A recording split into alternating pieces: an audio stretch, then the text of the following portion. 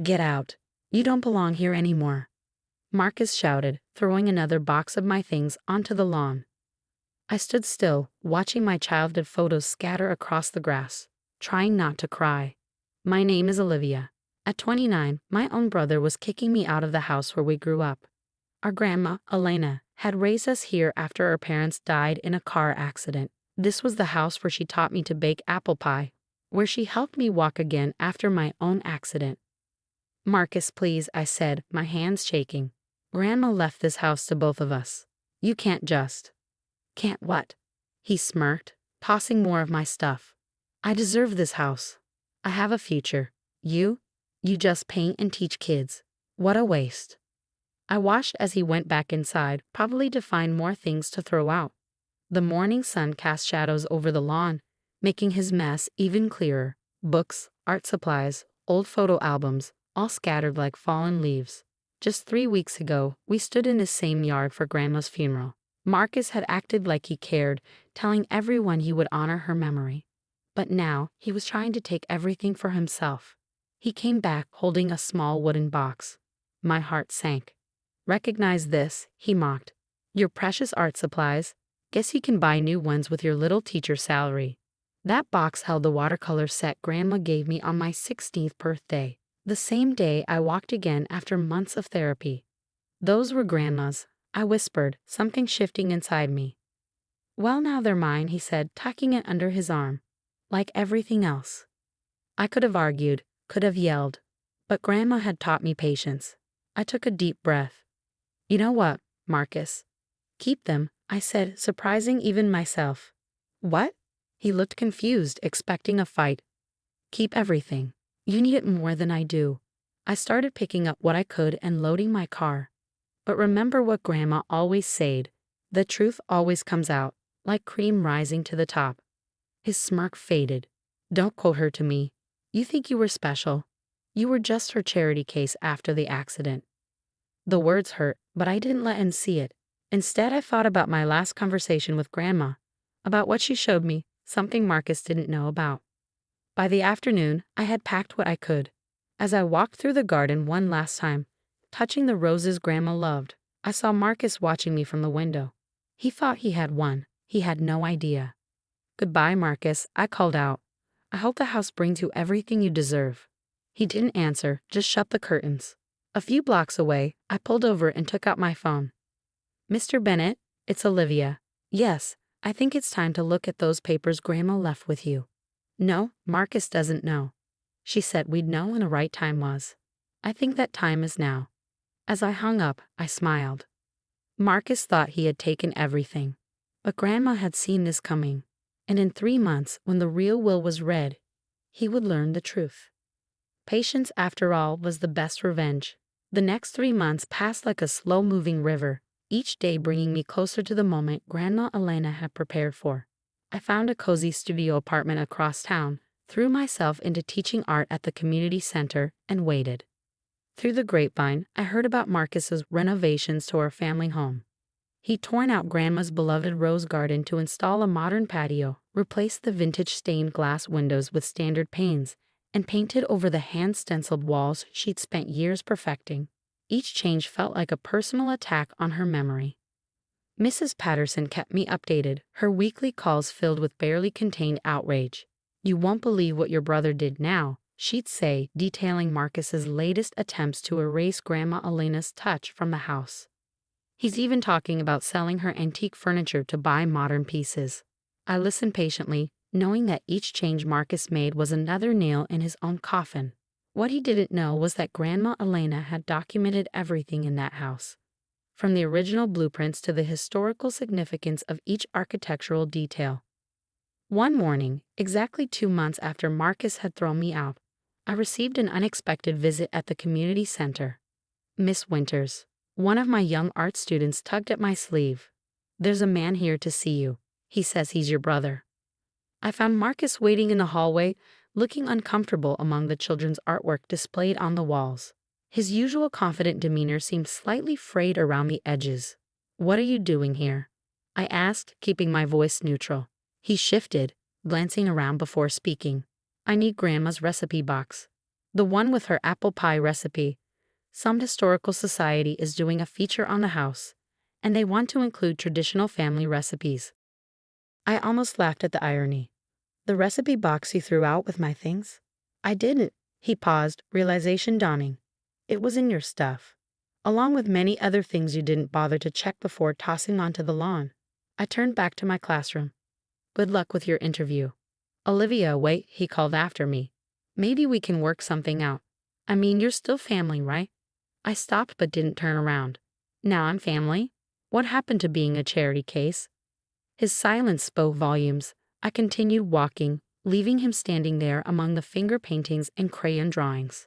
He had no idea that the Historical Society's interest wasn't a coincidence. It was part of Grandma Elena's plan, set in motion by Mr. Bennet months ago.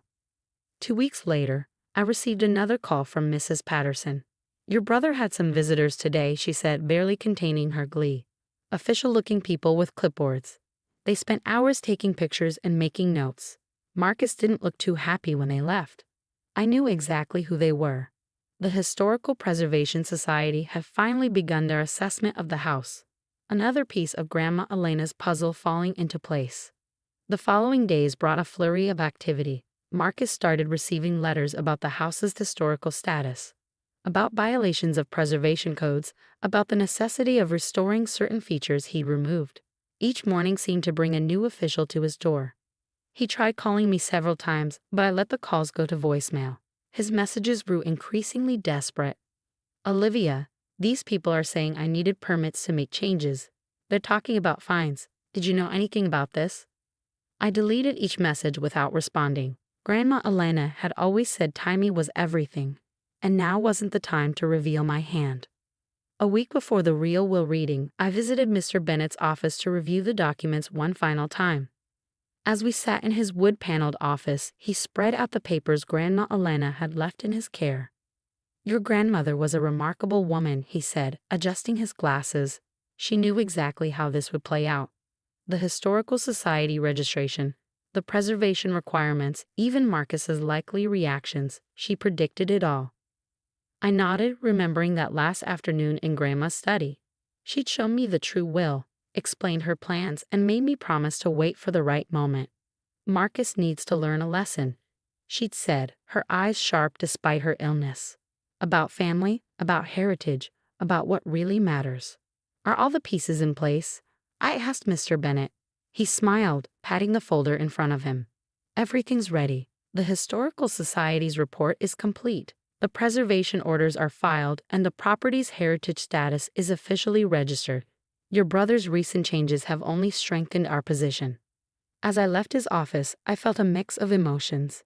This wasn't about revenge. Grandma Elena had been clear about that.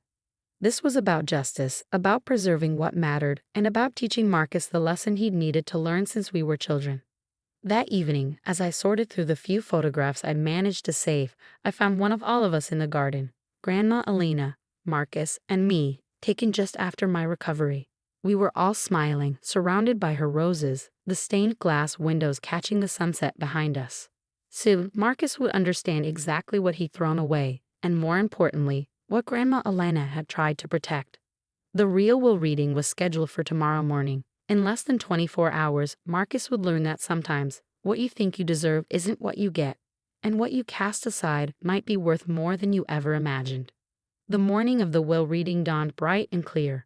I arrived at Mr. Bennet's office early, watching through the window as Marcus pulled up in his luxury car, looking considerably less confident than the last time I'd seen him. Olivia? He stopped short when he saw me in the waiting room. What are you doing here? Before I could answer, Mr. Bennet opened his office door.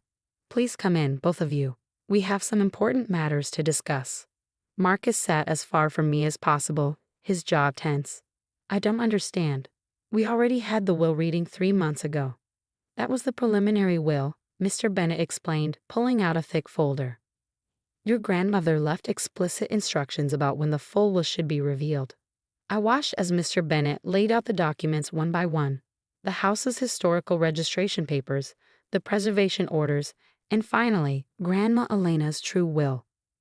What is all this? Marcus demanded, his face paling as he scanned the papers. Your grandmother registered the house as a historical landmark 6 months before her passing, Mr. Bennett explained. All modifications must be approved by the Historical Preservation Society. The recent unauthorized changes you've made have resulted in significant fines. Marcus slumped in his chair. But I own the house now. I can do what I want with it. Actually, Mr. Bennett continued, according to your grandmother's full will, the house belongs to both you and Olivia, with conditions. He pulled out a letter written in Grandma Elena's familiar handwriting and began to read. My dearest grandchildren, if this letter is being read, then my fears about how you would handle your inheritance have been confirmed. This house isn't just a property, it's our family's heart and history. Olivia understood this. Marcus, I hoped you would too. The house must be restored to its original condition, including the rose garden, stained glass windows, and all architectural details. Until this is done, neither of you can sell or modify the property further. More importantly, you must live there together for 1 year, sharing the space as I taught you to when you were children. If either of you refuses these terms, the house will be donated to the Historical Society and transformed into a public museum. Remember what I always told you, family isn't about what we own. It's about how we care for each other. Love, Grandma Elena. The silence that followed was deafening. Marcus stared at the letter, then at me, realization dawning on his face. You knew about this, he said quietly. That's why you left so calmly. I nodded. Grandma showed me the real will before she passed. She knew you might try to claim everything for yourself, but she also believed you could learn from it. The renovation costs, Marcus whispered, looking shell-shocked, will be covered by Grandma's secret restoration fund. Mr. Bennett interjected, but only if you both agree to her terms. Marcus turned to me, and for the first time in years, I saw my brother instead of a competitor. I've really messed up, haven't I? Yes, I said softly, but it's not too late to fix it. Over the next few weeks, we began the process of restoring Grandma Elena's house. Marcus hired craftsmen to recreate the stained glass windows, and I helped replant the rose garden using cuttings Mrs. Patterson had preserved. Slowly, the house began to feel like home again. Working together, we discovered papers and photos we'd never seen, each one revealing more about our grandmother's life and wisdom. One evening, as we sat on the porch watching the sunset through the newly restored windows, Marcus spoke. I'm sorry, Olivia. I forgot what this place really meant. What family really means. I handed him a slice of apple pie, made from Grandma's recipe that Mrs. Patterson had thankfully saved a copy of. Grandma used to say that sometimes we need to lose something to understand its true value. He smiled, taking a bite. She also used to say that the best revenge is letting people realize their own mistakes. This isn't about revenge, I replied, watching the last rays of sun paint the rose garden in golden light. It's about remembering who we are and where we came from.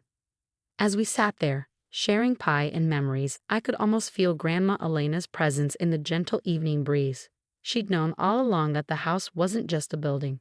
It was a bridge between past and future, between siblings who'd lost their way and needed to find it again. Sometimes the best endings aren't about winning or losing. They're about rediscovering what matters most.